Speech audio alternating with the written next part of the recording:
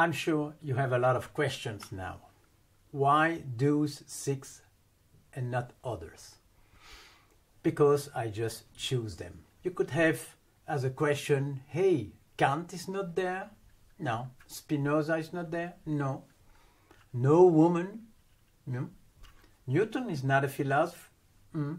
So I cannot answer all those questions. I just made my own selection because I have my preference. That's easy. Such a lecture, of course, is subjective, and the way I teach is the way I am. So at least we have 6 guides. And now we will walk. We will have different walks in this world of ideas. 6 walks. Number 1, history of mathematics.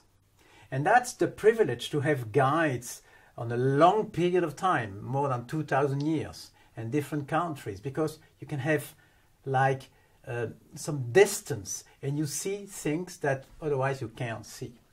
History of mathematics. All of us, we are using mathematics constantly. Sometimes it's good to remember different things. So how do we start? Maybe with a little reminder. At the beginning you have Egyptians. Egyptians were mostly geometric.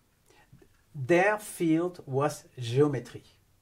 They built pyramids, they did a lot of things. Of course they were mathematicians, but mostly geometry was their field. Algebra came much later, around the Middle Ages, and through a completely unexpected way, through the Arab world, where 1, 2, 3, 4 are called Arab digits. And they brought something which was unknown at the time of Greek and Roman. For example, the figure 0 didn't exist. If you take, for example, Roman digits like L, X, V, they didn't have the 0. It only came 1,000 years after. So in the beginning you have like 2 main influences, geometry from the Egyptians and algebra from the Arabs. Algebra, algorithm, it's not a coincidence. And of course, they both bring completely different expertise. And the genius of Descartes, you remember Descartes? I selected Descartes first, again because this is my way. But what did Descartes? He put geometry and algebra together. If you take those 2 axes, x and y, we call them Cartesian axes because of him.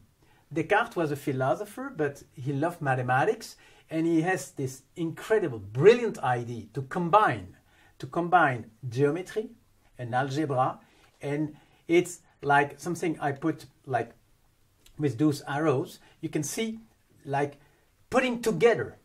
And the key to creativity, lecture number 5, we will talk a lot about creativity, but creativity is very often about combining things not connected before. And definitely Descartes was a combiner. Now we have, of course, Descartes as he offered a tool to a lot of giants. 2 of them are included in my set of 6, Newton and Leibniz. They're both incredible genius, but they were, of course, using Descartes' tool, the X and the Y, and both claimed, Newton and Leibniz, both claimed to have invented the calculus, so the integral, derivatives, etc., etc.